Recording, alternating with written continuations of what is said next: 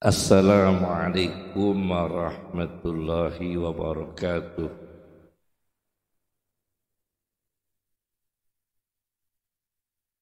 Bismillahirrahmanirrahim.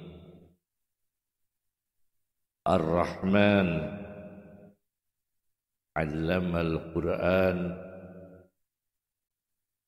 khalaqal insana 'allamakul bayan.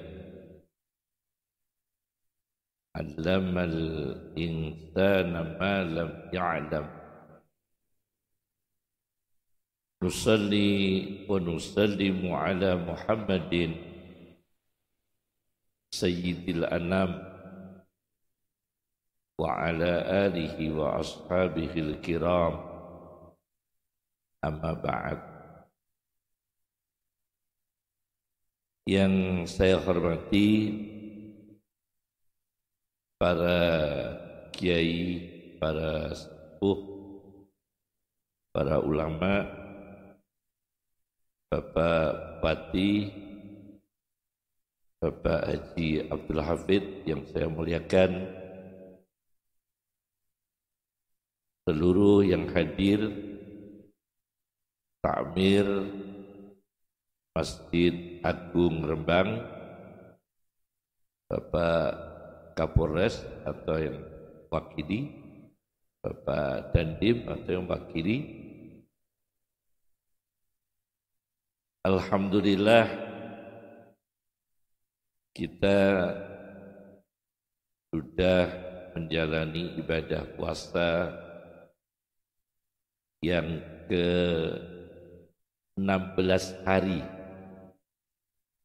Tepat tadi berbuka puasa itu puasa yang ke-16.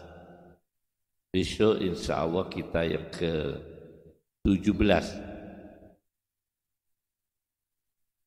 Dalam kesempatan ini kami akan menyampaikan satu tema, bagaimana hidup aktif dalam pandangan Al-Quran. Bagaimana hidup itu aktif dalam pandangan Al-Quran. Pertama, ada hadis Nabi SAW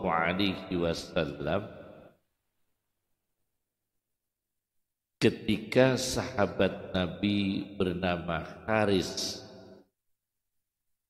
mengatakan, saya itu menjauhkan diri dari dunia. Satu. Yang kedua, menghauskan diri di siang hari. Dua. Yang ketiga, terjaga di malam hari ibadah. Yang keempat, arsy-Nya Tuhan saya rasakan tampak. Yang kelima, merasakan melihat surga dan penghuni surga. Yang keenam, merasakan melihat neraka dan teriakan mereka di dalam neraka. Ada beberapa catatan. Di antaranya merasakan di siang hari itu haus, di malam hari terjaga. Bisa haus dengan puasa, bisa haus karena bekerja. Bekerja juga haus, di kantor juga haus, di jalan raya juga haus, di seberang laut juga haus, di pasar juga haus, di sawah juga haus, berpikir juga haus. Malam hari ibadah, menjauhkan diri dari tipu daya duniawi, membayangkan neraka, membayangkan surga, membayangkan arsy. Ini orang, kata Rasulullah, arafta, Anda berilmu. Anda berilmu. Arafta, kata Rasulullah, saudara ma'rifat, saudara punya ilmu pengetahuan. Berarti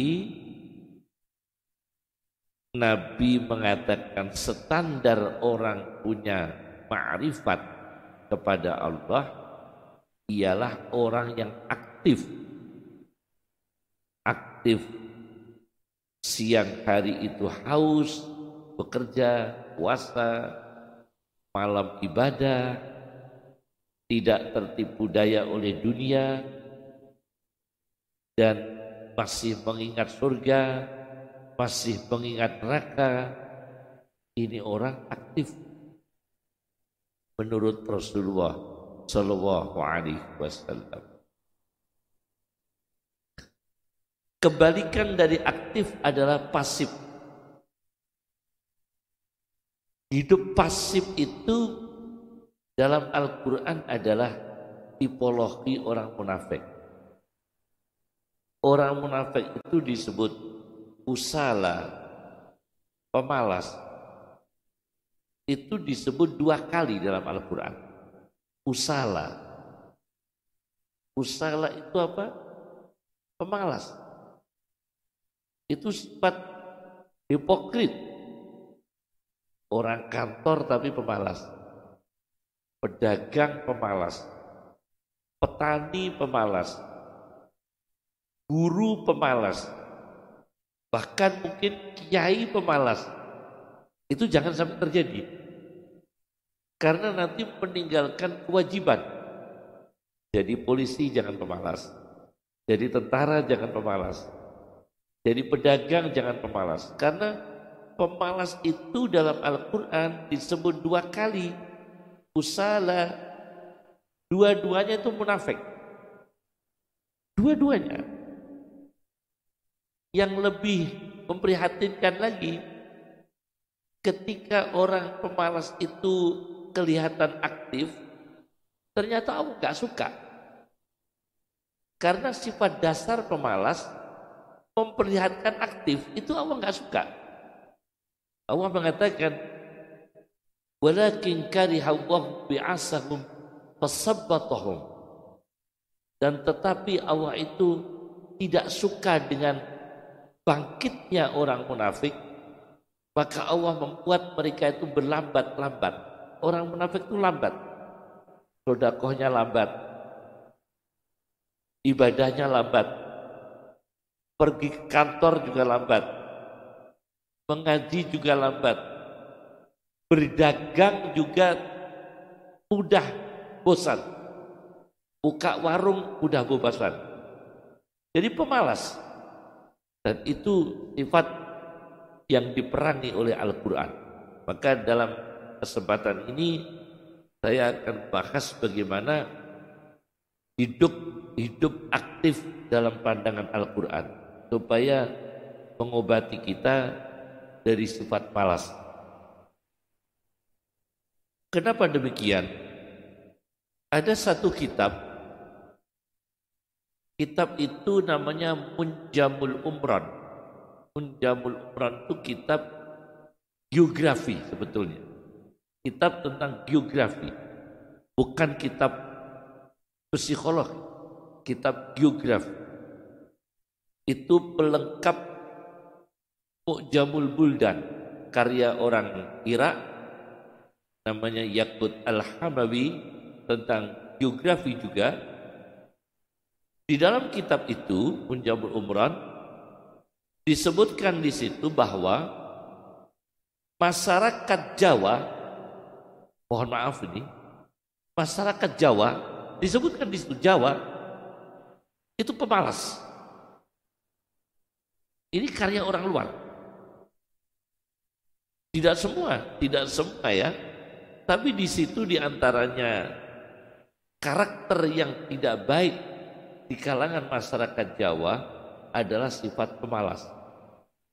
Tapi tidak semua. Tentu itu tinjauan yang subjektif ya. Tinjauan yang subjektif. Tapi saya baca dalam kitab Jaumul Umran, ternyata pemalas. Betul ya. Coba kita amati ya. Orang di Kabupaten Rembang saja ya. Orang tidak bekerja jagung di warung kopi. Itu kan mulai jam berapa itu? Mulai jam. Minumnya kopi itu cuma 1 cikir. Loh kok bisa 4 jam? Itu kalau 4 jam itu aktif itu kan bagus. Yang gak aktif ilmu, yang gak aktif dagang, yang gak aktif, pokoknya jagung-jagung. Dan itu yang dibicarakan tidak ada ujungnya. Dan temanya itu banyak sekali. Dan tema yang tanpa data. Kalau sudah di warung kopi itu kan yang dibicarakan tanpa data. Isu-isu yang terkini dijawab-jawab dewe, dianalisa dewe, bantah-bantahan dewe. Gini apa betul itu? Nah, itu sebetulnya pemalas enggak itu? Ya pemalas sebetulnya. Contoh lagi. Contoh pemalas. Durung loro kok kudu loro. Kok boten melbu Pak? Madrasah prai Pak. Awakku kudu loro. Loh ini. Kata-kata kudu loro enggak? Akhirnya enggak aktif. Kowe kok gak buka warungmu sepi ya? Loh, justru sepi nek gak dibuka malah tutup. Warungnya kok gak dibuka sepi ya? Loh, justru nek sepi iku nek gak dibuka malah tutup. Dan itu rugi. Ada lagi orang tuh sifat pemalasnya itu Masya Allah. Memang itu sangat membahayakan. Sangat membahayakan, nanti banyak orang itu.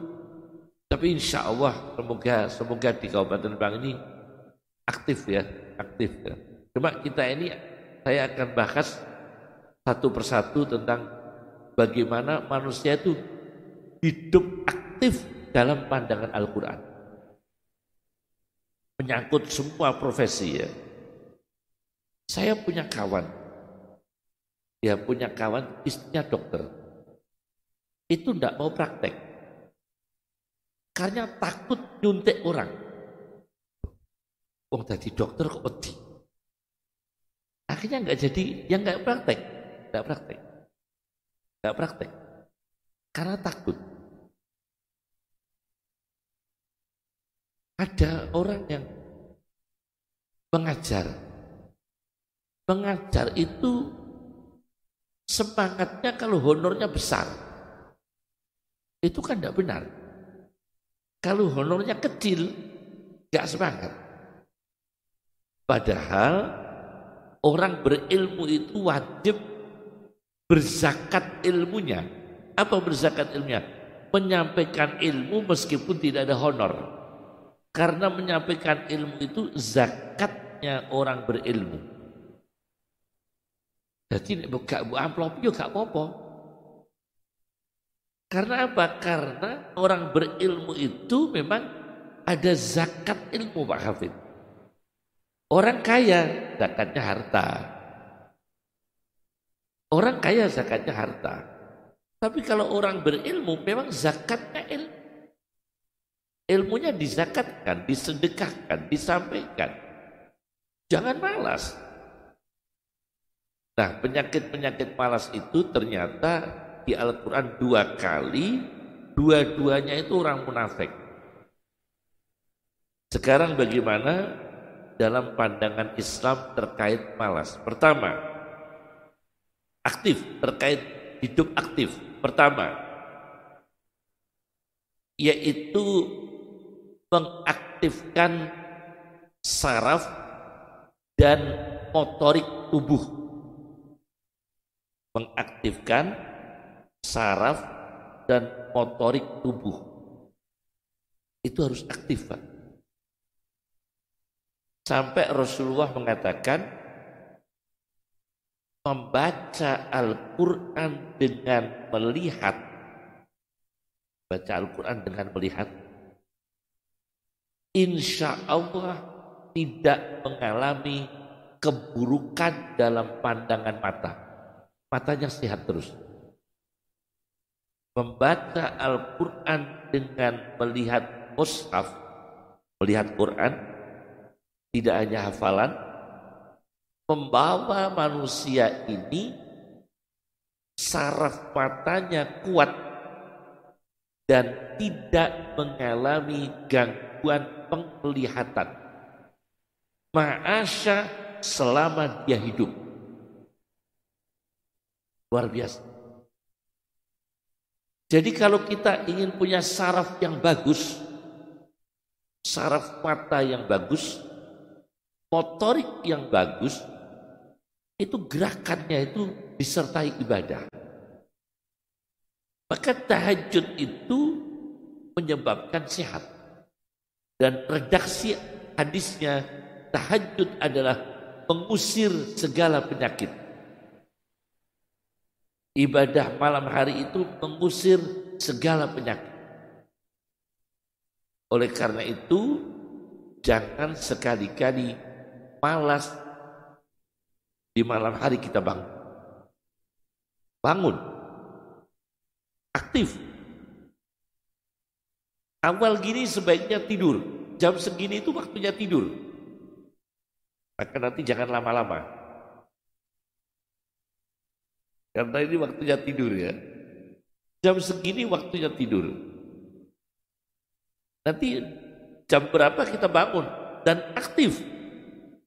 Baik itu aktif kalau kita sebagai pedagang, ya aktif bagaimana mengevaluasi dengan berdoa, ibadah, kemudian mengevaluasi dagangan kita. Kalau kita sebagai profesi, pegawai, pejabat, bagaimana kita mengevaluasi dan sebagainya. Itu kita setelah ibadah malam.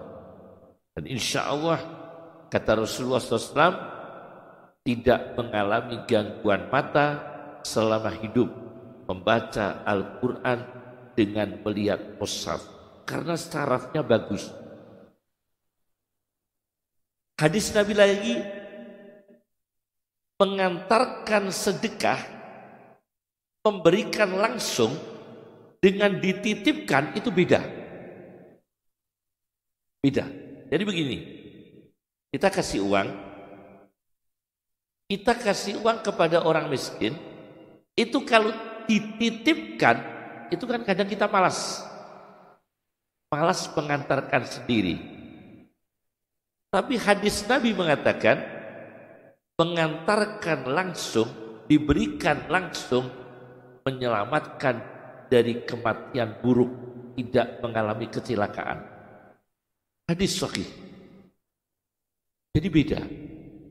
Sedekah sama-sama memberi kepada orang miskin, dititipkan itu bagus, tapi kurang bagus.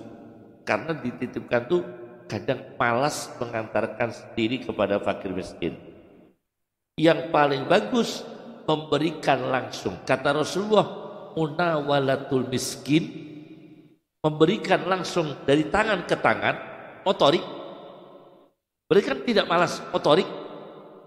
Kita datang ke orang miskin, kita ketemu orang miskinnya, kita ketemu orang fakir miskin, kita berikan langsung, taqi bitatassu, menjaga dari kematian buruk, tidak mengalami kecelakaan, tidak kena santet, tidak kena tenung dan sebagainya. Karena bersedekahnya tidak dititipkan, tapi diberikan langsung, sarafnya aktif, motoriknya aktif, dan berjalan aktif. Ada lagi.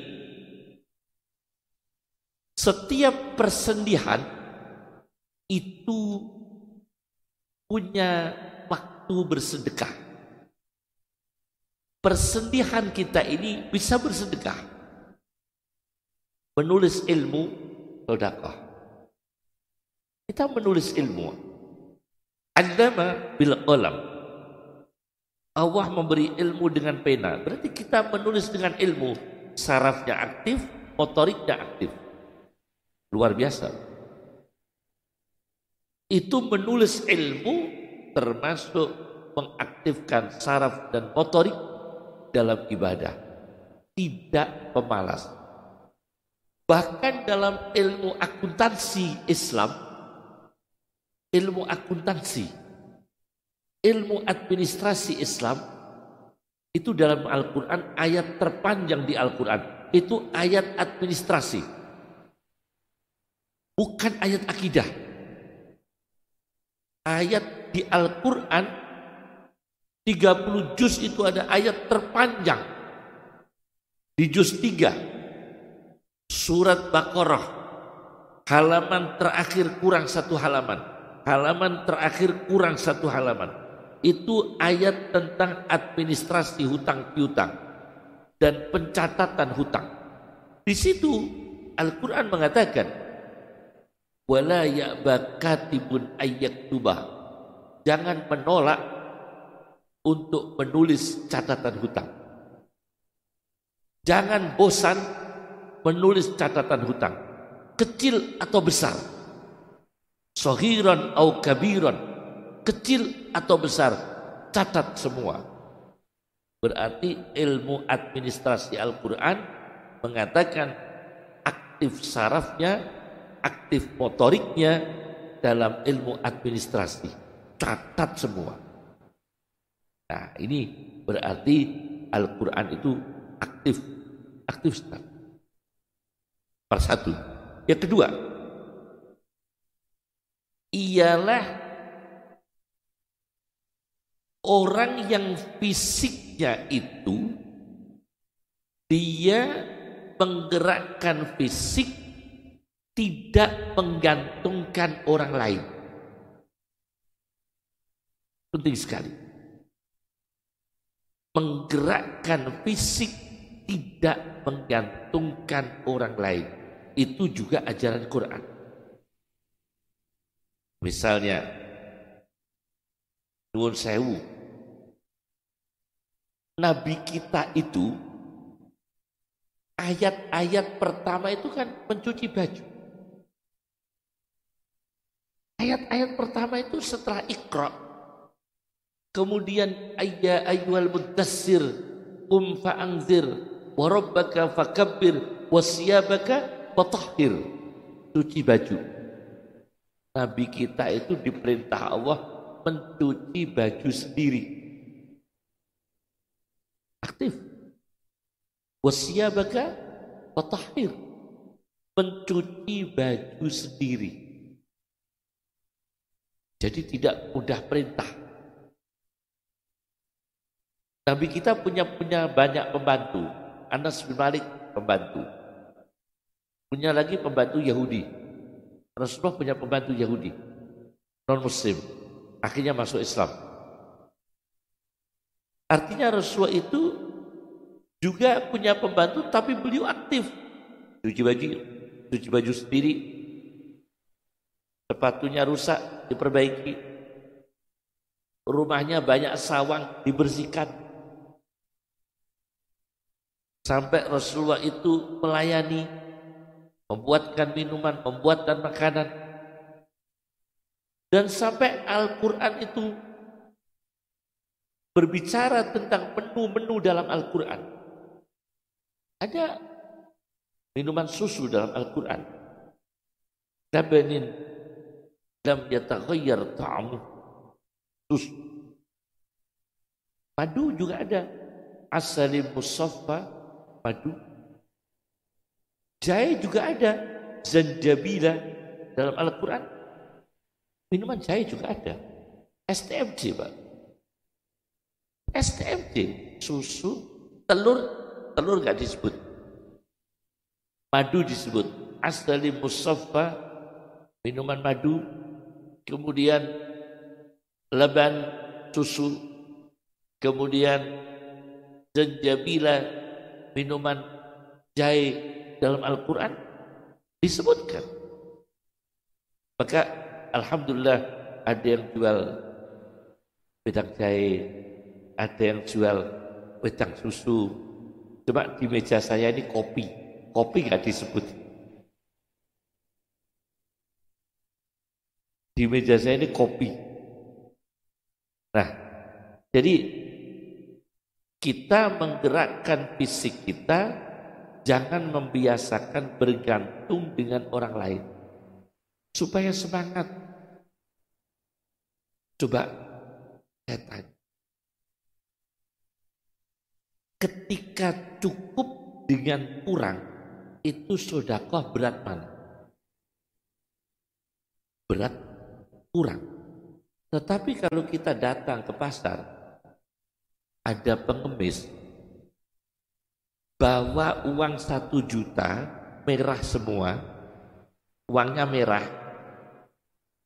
dengan bawa uang 30.000 rupiah receh, itu memberi pengemis berat mana? Ketika bawa uang 10 juta, merah semua, 10 juta montol-montol Indonesia, kepethuk pengemis, karo pas gowo duit 3.000 rupiah, itu sodakonya mudah mana? Mudah sing gowo duit 3.000 lho Pak. Yang bawa uang 3.000 itu mudah sodakoh. Langsung ditokno 3.000. Tapi yang bawa 10 juta, wong abang kabeh, gak iso sodakoh. Gak bisa sodakoh. Karena apa? Ya karena ini terhalang oleh apa yang disebut dalam prolog pertama tadi, yaitu cinta duniawi. Kalau Imam Syafi'i tidak, tetap diberikan. Tetap diberikan. 100.000 atau 200.000 diberikan. Senajan gue duit 1 juta kepethuk pengemis, tetap kei Pak. Nek kula nate kepethuk pengemis, betul-betul receh, tak kandhani. Kula betul-betul receh Pak. Kula susui Pak, ya disusui. Ya alhamdulillah kok disusui barang. Iku pas kepethuk pengemis yang cerdas Pak. Nek ora cerdas iki disusui Pak. Artinya kita ini aktif Pak ya. Tubuh kita aktif, ya sehat. Sampai ada dalam Al-Quran, was-subhi idza tanaffas, subuh ketika bernafas. Itu sehat. Subuh-subuh baca Quran di luar rumah, menghirup udara. Bagus sekali Pak. Bagus. Inna Qur'an al-fajri kana masyhuda, membaca Quran di waktu subuh dihadiri malaikat, was-subhi idza tanaffas, subuh waktu bernafas. Jadi waktu kita bernafas, udara subuh, baca Quran. Sehat Pak. Aktif, sehat. Maka Nabi kita mengatakan, tidur sehabis subuh itu menyulitkan rezeki, menghalangi rezeki. Naumus subhah, as-subhah tamna'u rizqah. Tidur setelah subuh itu menyulitkan rezeki. Jangan sampai tidur habis subuh. Itu dilarang oleh Nabi Muhammad SAW. Karena itu menjadikan manusia pemalas. Pemalas, jangan. Habis subuh aktif. Jangan tidur lagi, jangan. Karena kalau tidur lagi, kata Rasulullah, menyebabkan rezekinya sulit. As-subhah tamna'u rizqah. Sudah berapa itu? 2 ya? 3. Yaitu memanfaatkan 2 potensi nikmat sehat dan sempat. Nah, ini. Memanfaatkan 2 potensi nikmat yang besar apa? Potensi nikmat sehat, 2 nikmat apa? sempat. Nah, itu yang ketiga. Menjadi orang aktif adalah hidup aktif, manfaatkan nikmat sehat dan sempat. Sehat dan sempat. Masya Allah. Saya baca dalam kitab yang tradisional di pesantren dibaca. Hasyiahnya Fathul Mu'in. Ada kitab Fathul Mu'in ya. Itu kan ada catatan komentator ya.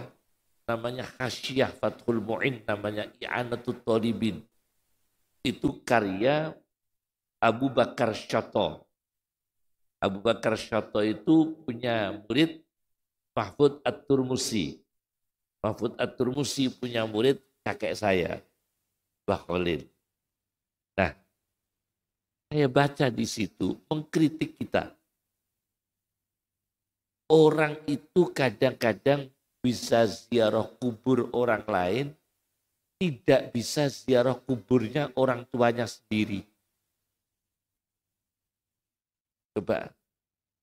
Coba ingat-ingat.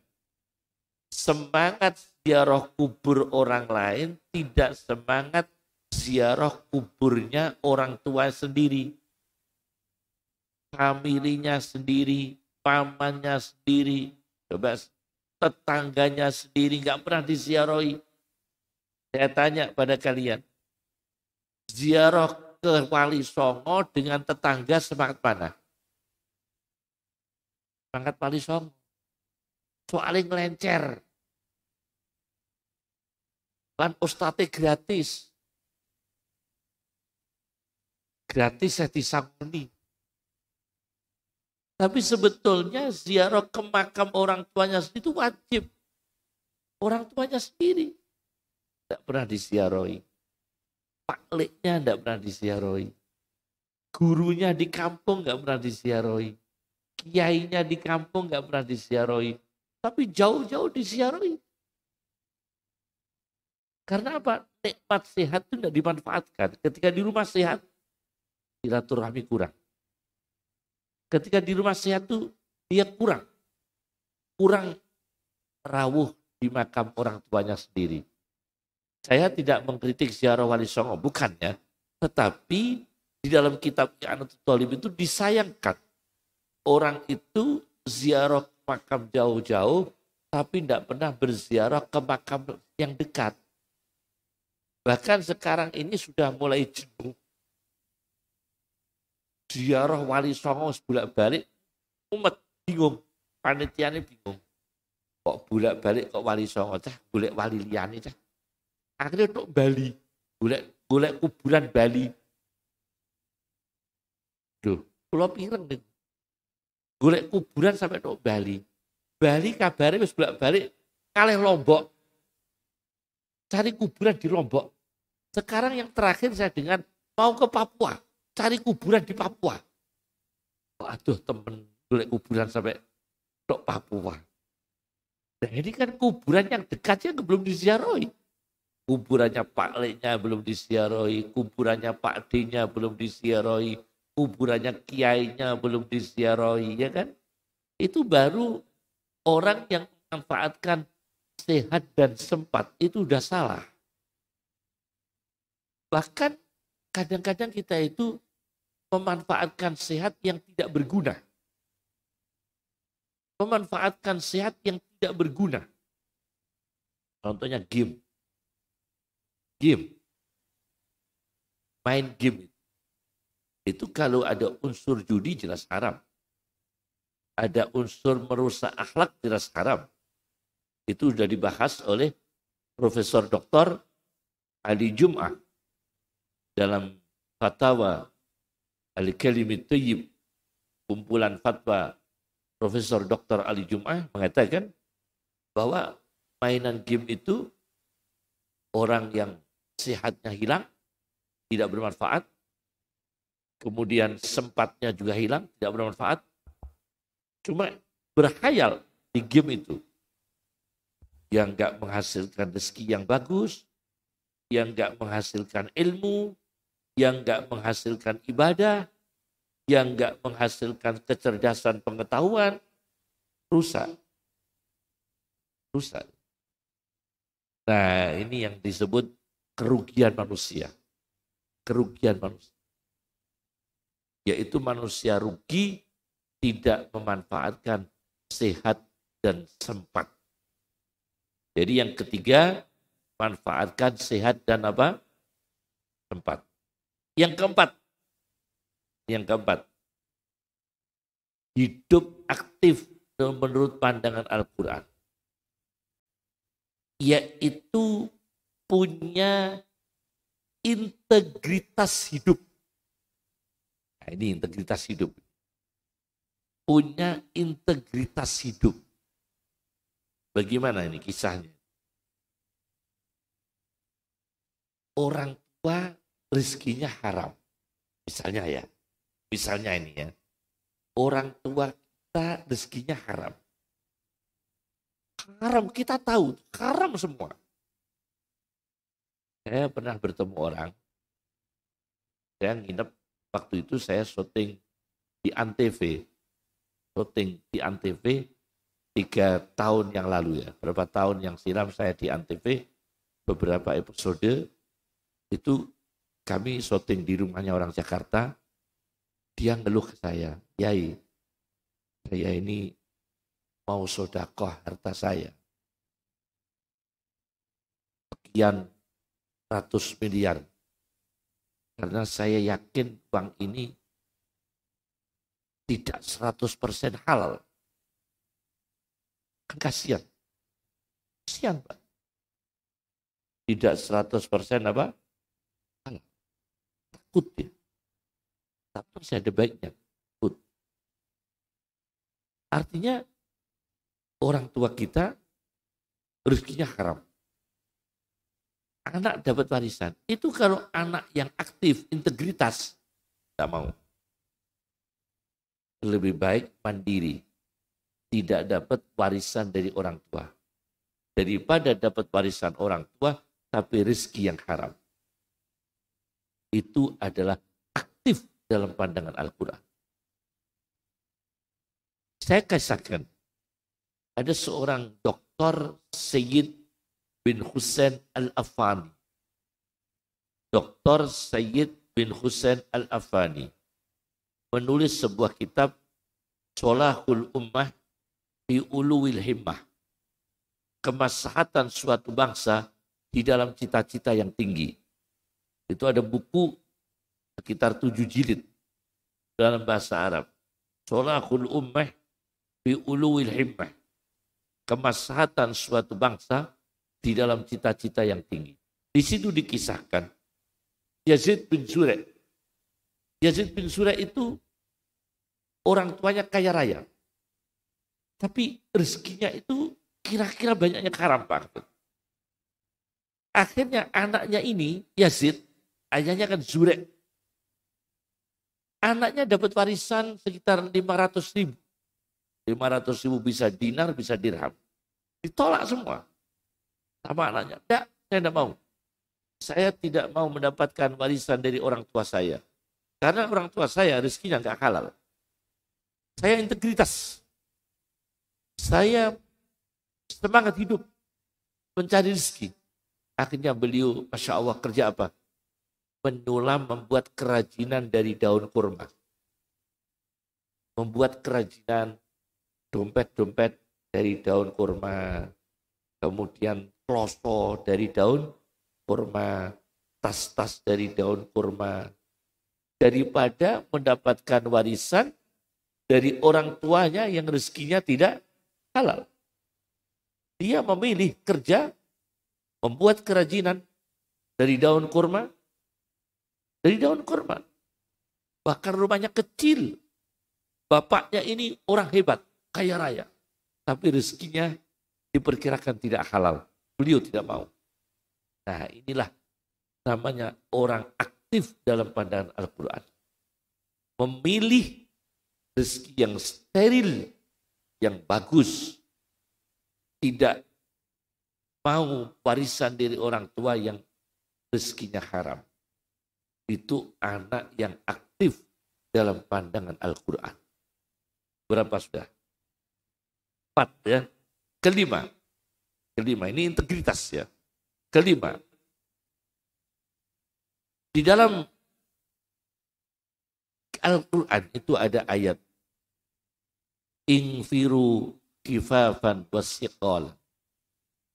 Yang kelima adalah berkontribusi kebaikan meskipun kecil daripada tidak sama sekali. Berkontribusi kemanfaatan, kebaikan meskipun kecil daripada tidak sama sekali. Nuwun sewu, boten saged nyumbang bangunan masjid sing dawuhna Pak Kaji Ropek telas 3 miliar wau. Bangun apa wau? Telas 3 miliar. Kowe gak iso nyumbang. Paling boten nyumbang donga. Tapi nek kabeh nyumbang donga kabeh ya repot. Kabeh nyumbangi donga kabeh Pak Ropek. Tapi kita berkontribusi amal, kebaikan, kemanfaatan, meskipun kecil daripada tidak sama sekali. Misalnya, ada orang tidak ikut korban Idul Adha. Jangan kecil hati. Jangan kecil hati. Kita membantu, memberi kayu pada orang yang masak daging kurban. Dapat pahala.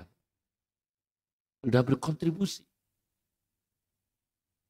Wayah Idul Adha, pasang teratak masjid, ya ikut pasang kontribusi. Sekecil apapun kita berkontribusi dalam kebaikan setiap hari. Daripada tidak sama sekali. Al-Quran mengatakan, infiru kifafan wasiqalan. Berangkatlah, ringan maupun berat. Berangkat. Keadaan ringan maupun berat, berangkat. Lakukan. Kerjakan. Amal. Berkontribusi. Ringan maupun berat. Infiru khifafan wasiqalan. Kata Al-Quran. Maka seorang ahli tafsir di Mesir namanya Syekh Mutawalli Sya'rawi dalam tafsirnya, tafsir Sya'rawi mengatakan Sa'id bin Musayyab sudah tua tapi ikut perang. Sa'id bin Musayyab itu sudah tua. Menantunya Abu Hurairah, menantu Sa'id bin Musayyab itu ahli hadis. Menantu sahabat Nabi SAW, Abu Hurairah radhiyallahu anhu. Beliau ikut perang, tidak berdaya. Senjata tidak bisa, main bedil tidak bisa, panah tidak bisa, fisik tidak bisa, karena sakit. Apa yang dilakukan? Kata beliau, ditegur oleh kawan-kawan. Dengan sampun sepuh, sampun uzur, kok derek perang wonten apa? Saya jaga barang-barangnya tentara. Jaga barang-barangnya tentara. Menjaga barang-barang. Akrusu mata'il muslimin. Aku menjaga barang-barangnya orang-orang muslim. Jogo tas-tasnya tentara. Itu berkontribusi. Jogo tas-tasnya tentara. Jogo barang-barangnya tentara. Itu saya lakukan. Karena itu yang aku mampu. Bukan perang fisik. Bukan senjatanya. Tapi yang aku mampu jogo barang. Itu amal sudah. Jadi koyok ini masjid itu sakit Pak. Amal sekecil apapun bisa. Supaya aktif. Infiru hifafan wasiqola. Lakukan amal, berangkat menuju amal, perjuangan, ringan maupun berat. Ringan maupun berat. Nah, berapa itu? 5 atau 6 tadi itu ya? 5 ya? Iya. Nah, sudah 5 itu termasuk cara hidup aktif dalam pandangan Al-Quran. Jadi saya mumpung kita uh, malam nuzul Quran, karena Al-Quran itu sangat aktif dan tidak akan habis ilmunya, maka tema yang saya pilih malam ini adalah hidup aktif dalam pandangan Al-Quran. Saya berikan contoh. Ulama sekaligus pedagang. Les bin Sa'din. Itu orang Mesir. Kaya raya ulama. Itu kalau ngasih jajan, kue, roti-roti itu, semua rotinya berisi emas. Jadi rotinya diisi emas. Tamu ini semangat, Pak. Tamu ini semangat. Sebab tamu ini mulai untuk roti untuk emas. Itu Les bin Sa'd, kaya raya. Abu Hanifah, seorang pedagang kain sutra. Bezas, itu pedagang kain sutra. Abu Hanifah. Kemudian ada ulama yang disebut dengan Zajjaj. Apa Zajjaj? Itu yang mengarang tafsir Ma'anil Quran. Tafsir Quran, Ma'anil Quran. Az-Zajjaj. Apa usahanya? Usaha kaca. Zajjaj. Al-Misbahu fi Sujajah. Az-Zajjaj usaha kaca. Usahanya kaca. Bahkan Al-Ghazali rahimahullah punya guru Abu Bakar Al-Warraq. Warraq itu orang yang bisnis urusan kertas. Dari kata warok. Warok ini fotokopi, print, percetakan. Pokoknya urusan kertas. Al-Warraq. Itu gurunya Al-Ghazali. Abu Bakar Al-Warraq. Itu urusan kertas. Dagang-dagang kerja urusan kertas. Aktif. Kemudian ada ahli hadis. Namanya Al-Bazzar. Al-Bazzar itu jualan biji-bijian. Polowijo. Satian apa, Bu? Polowijo. Al-Bazzar. Satian Polowijo. Biji-bijian. Rempah-rempah. Itu hadis Ruwahul Bazzar. Ruwahul Bazzar. Al-Bazzar itu jualan Polowijo. Bahkan ada tafsir Al-Quran namanya Ahkamul Quran lil Jassos. Tafsir Al-Quran karya Al-Jassos. Al-Jassos itu orang yang jualan gamping, Pak Hafid. Nah ini Al-Jassos cocok nih Pak Hafid. Pak Hafid rian itu kisatian gamping. Rian ini Pak Hafid. Itu Al-Jassos Pak Hafid. Al-Jassos itu penjual gamping. Latihan gamping. Latihan kapur. Latihan kapur. Itu dalam sejarah Islam ada ulama yang namanya Al-Jassos. Penjual kapur, gamping. Aktif dia. Jadi hidupnya itu tidak parasit. Dan Masya Allah mencari rezeki yang halal. Mencari rezeki yang halal. Al-Jassos. Bahkan sampai ada ulama yang menulis kitab Futuhul Budal. Tentang ekspansi Islam ke negara-negara. Namanya kitabnya Futuhul Buldan. Ekspansi Islam ke berbagai negara. Itu namanya baladuri. Apa baladuri? Dodol jambu mente. Namanya baladur. Baladur itu jambu mente. Jadi al-baladuri ulama yang bisnisnya apa? Jambu mente. Ada Pak. Al-baladuri. Masya Allah. Bahkan Syekh Abdul Qadir Jailani. Syekh Abdul Qadir Jailani dalam manaqibnya punya guru Muhammad Ad-Dabbas. Ad-Dabbas itu apa? Dodol sirup. Gurunya Syekh Abdul Qadir jual sirup. Cuma mereknya gak terus mereknya apa Kawista boten. Terus mereknya terus Kawista terus apa boleh niku? Prambos terus apa? Tuh. Apa? Marjan, boten. Gurunya Syekh Abdul Qadir itu namanya Hamad Ad-Dabbas. Ad-Dabbas itu satian sirup. Gurunya Syekh Abdul Qadir Jailani. Hamad Ad-Dabbas jual sirup. Aktif dia. Jadi aktif begitu.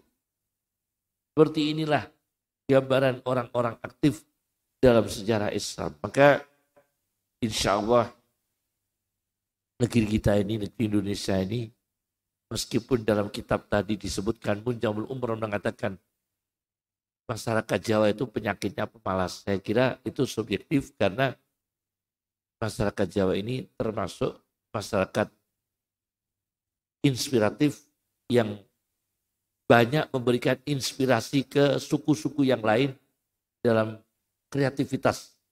Ya saling mengisi lah. Suku yang lain dengan suku Jawa saling mengisi, termasuk suku Jawa ini banyak yang inspiratif ya. Sampai di Nyuwun Sewu saking nemeni sing jidah niku nggih wonten rosok, Pak. Sing jidah niku nggih wonten rosok. Wonten rosok wonten jidah. Cuma nek dodol rosok aja terus Spanyol paru nyolong. Aja. Dodol tapi aja Spanyol paru nyolong. Nah ini yang nggak boleh. Di Jeddah itu ada rosok, Pak.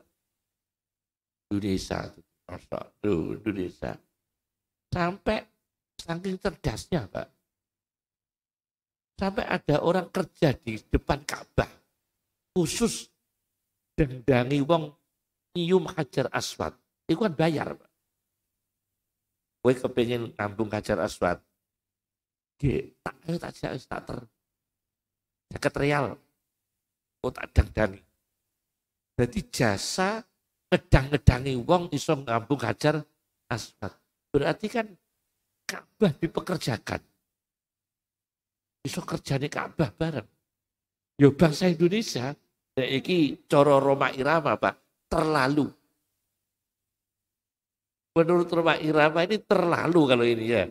Terlalu ya. Janganlah.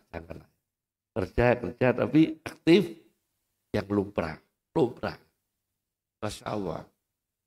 Ulama dulu, Masya Allah, rezekinya luar biasa dan memberikan inspirasi aktif ibadahnya, aktif ilmunya, aktif ibadah sosial kemasyarakatannya, aktif nasionalnya itu demi negara, agama, bangsa, negara itu aktif, betul-betul aktif. Jadi, gak mau ngomong kan kadang aja. Banyak loh. Orang itu kan selalu gak urun apa-apa. Kan repot tuh. Kakean usul gak urun apa-apa. Yang repot pun wis kakean usul maido. Ini gak aktif ini. Jangan sampai. Jadi Islam itu menekankan aktif dalam pandangan Al-Quran. Seperti yang saya sampaikan tadi. Di Mesir, Pak Tentara, saya baca. Dalam sebuah buku namanya Mausu'ah Gharaibul Qasas. Ensiklopedi Kisah Langka. Itu satu jilid.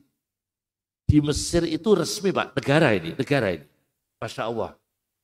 Pernah merekrut pasukan Kopassus, tapi Kopassus Mesir itu wajib matanya dicopot satu. Wajib. Jadi matanya itu dicopot satu. Diambil satu. Tentara cuma satu mata. Itu pernah di Mesir. Berjalan lama itu. Tentara Kopassus Mesir. Tapi matanya diambil. Diambil satu. Coba itu. Kan sangat bodoh. Mata itu anugerah Allah. Orang yang gak punya mata, kepengen punya mata.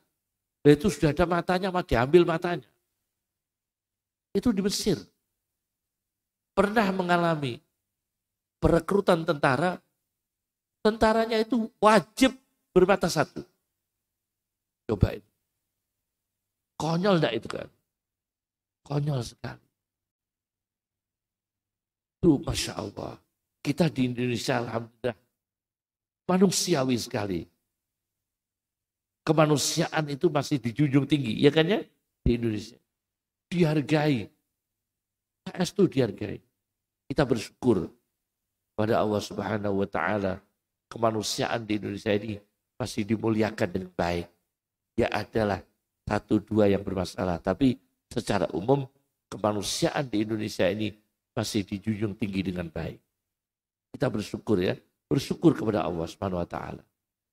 Sampai di Indonesia ini ono ulama Mesir. Ulama Mesir itu rawuh di Indonesia. Dan di Indonesia kira ini ono dalan rusak. Kayak batangan sing. Ini ono dalan rusak ning dindi. Iku lak gon di orang batangan ning dindi. Biasanya digo kesempatan cah nom-nom golek duit. Kadang-kadang dicobleki wit. Kira mboten. Dadi cobleki wit. Cobleki wit ben suwi lewate iso rendet-rendet iso nyebloki duit. Nah, ulama Mesir datang ke Indonesia. Ngerti ono wit kates ning aspal. Wit kates ning gone aspal dicoblesi bocah-bocah wau niku dan rengget-rengget. Ulama Mesir itu gak tahu kalau ini biasa di Indonesia. Dia bilang, subhanallah, syai'un ajib. Ini luar biasa anugerah Allah di Indonesia. Aspal saja bisa ditanami pohon. Kata ulama Mesir itu ya, gumun Pak, gumun. Masya Allah, Indonesia itu betul-betul dapat anugerah Allah yang luar biasa. Keajaiban dunia. Aspal bisa ditanami pohon. Nah, itu padahal bocah muskil-muskil. Inilah di Indonesia ya. Jadi di Indonesia, Masya Allah, saya pernah baca sebuah kitab Al-Ittisal Bima'anil Yaqin. Karya pidato-pidatonya Habib Umar yang di negara barat. Jadi Habib Umar bin Hafid itu pidato-pidato di negara barat dikumpulkan dalam sebuah kitab namanya Al-Ittisal Bima'anil Yaqin. Saya baca ke anak-anak saya, 3 saya bacakan, khatam, selesai. 1 jilid. Karya pidatonya Habib Umar yang di negara barat. Di situ saya baca, Habib Umar itu kondur dari pidato ke Indonesia, kondur ke negara Yaman. Gawa gedang, Pak. Gedang. Gedang sing dawane 60 cm. Gedang napa niku? Biar. Gedang biar. Saestu cerita beliau dalam kitabnya itu. Cerita dia. Saya bawa pisang ajaib. Pisang yang ajaib. Di dunia ini ajaib. Pisang dawane koyo gini. Gedang biar. Padahal ning pasar sulang pirang-pirang. Digawa oleh Habib Umar dari Indonesia ke Yaman. Beliau cerita dalam kitabnya itu. Saya baca cerita. Terus diseminarkan, dibacakan di depan ulama Yaman. Di depan ulama Yaman. Pisang itu diceritakan. Inilah keajaiban Allah. Indonesia punya pisang sebesar ini. Inilah anugerah Allah. Anugerah Allah, Masya Allah. Disyukuri ya, disyukuri. Jadi disyukuri aktif menanam pisang. Karena Al-Quran bicara tentang pisang. Tolkin mandud, ada pisang dalam Al-Quran. Rumman, delima. Al-Quran ada delima. Wattini wazzaitun, itu di sini nggak ada. Tapi sebaiknya kurma di Pesuruan sudah bisa. Kurma di Pesuruan sudah bisa. Dan di Indonesia ini Masya Allah. Jadi itu anugerah Allah sampai ulama Mesir gumun nono aspal metu ke WTKTS itu. Padahal niku nggih bocah-bocah muskil niku mau sing nanduri apa? WTKTS niku ning menira aspal niku. Masya Allah, itulah aktif. Jadi di Indonesia ini diberi pertanian aktif. Sekarang ini kita sedih. Pemuda-pemuda kita ini bangsa Indonesia, itu kan malas bertani. Padahal negara kita itu maju. Pengelola dua sektor itu sudah bagus. Laut dan pertanian. Sudah itu. Karena diberi Allah seluas ini. Wa ardullahi wasi'. Pemudanya mau aktif tani, mau aktif mengelola laut dengan baik, nelayan dengan baik, tani dengan baik, ya iku mau balik pemalas. Kesuwen yang warung kopi lho, suwi kan. Sedih. No. Lho ngono iku ya secingkir kerupuk loro, Pak. Kerupuk loro karo kopi siji. 3.400. Iku mulai jam 10 sampai jam 3 sore. Kok gak ngelu Gusti di warung iki? Lah kok kon pinter piye kan? Kan dia sulit jadi orang aktif, jadi orang yang dinamis, jadi orang maju kan angel Pak Hafid. Angel ngoten niku Pak. Angel. Masya Allah. Apa meneh warung kopi debat isu-isu terkini podo gak paham. Podo gak paham. Wah, tukaran layar-layaran abang ireng podo gak paham. Itu kan ya itulah yang sementara kita garap niku Pak Hafid. Terus SDM kita ini memang dus pundi bocah-bocah niki warga kita ini Rembang khususnya sing tani ya semangat tani, pemuda nih semangat tani, putra-putra pedagang kan kasihan Pak. Wong tua ini dagang sukses, anaknya kuliah. Anak kuliah ini belum pernah mensukseskan orang tua loh. Bocah kuliah lulus itu belum pernah mensukseskan orang tua loh. Nek orang tuanya mensukseskan anaknya sudah kuliah selesai. Cuma orang saya tahu tuh mau anak itu saya akan nambah tanah wong tua, mengentai tanah wong tua. Terus terakhir dulu ya. Anak itu ngurangi tanah wong tua, pun nambahi tanah wong tua. Entek. Orang tuanya punya warung, punya usaha, sukses. Bagus sudah. Nah anaknya kuliah. Trennya lain. Dikongkon dodol sesederhana gengsi. Minta yang mewah. Minta yang mewah ini tidak ukur. Satu, modal berapa. Jumlah penduduk berapa. Kan harus dihitung. Wong usaha itu dihitung. Penduduk itu piro. Sing dodol piro. Tingkat sirkulasi uang di daerah kita berapa. Cuma nek golek mewah-mewah. Nah, terus golek sing mewah. Jaluke iku gak gelem warung sederhana, ruko. 1 miliar, 2 miliar. Padahal Pak Ane biyen buka warung itu sederhana. Modal sederhana, hasilnya akeh, modalnya sederhana. Tapi anaknya trennya modern. Entekno ragat. Iki kata loh Pak tiang sepusing. Akhirnya terus berjibaku Pak. Terus takok kula. Tawasul ning makam wali karo tawasul ning BRI metune dhuwit cepet pundi? Lah iki apa? Tawasul di makam wali karo tawasul di BRI metune dhuwit cepet pundi? Lah ngono kok ditakokno. Akhirnya terus tawasul di BRI, bukan tawasul di makam wali. Kalau tawasul di makam wali sederhana, begitu tawasul di bank, wah dia harus modal kan ya.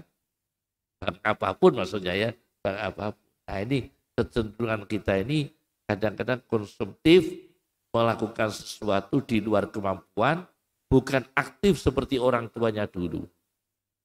Terakhir dari kami, yang terkenal ya, man jadda wajada. Ada gitu. Man jadda wajada. Iku ya dadi film, ngono ya dadi film. Man jadda wajada. Man jadda wajada. Yang bersungguh-sungguh berhasil. Man jadda wajada. Yang bersungguh-sungguh berhasil. Apapun. Pokoknya nggak boleh malas. Sampai loh ya, saya cerita ini, sering saya ceritakan. Sering, tapi belum pernah di sini. Ada Cina di luar Jawa, Cina luar Jawa. Lumpuh, Pak. Lumpuh diobat noning didiga, mari-mari. Dia dengar ada Kiai Sakti di Madura, Mbah Khalil Bangkalan. Mbah Khalil Bangkalan itu ulama yang wali, ulama ibad, waliullah yang hebat. Akhirnya Cina ini, wanita Tionghoa ini yang lumpuh, dibawa ke Madura, Pak. Kaya jaluk donga Mbah Khalil ben disuwuk lumpuhe ben mari. Datang ke Madura, dipikul Pak, karena lumpuh. Mbah Khalil Bangkalan dari dalam rumah keluar bawa pedang, marah-marah. Ada apa kamu sini? Yang mikul wedi, Pak.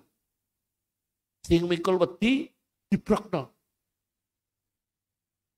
Lihat Cinane wedok sing lumpuh mau melok wedi melayu.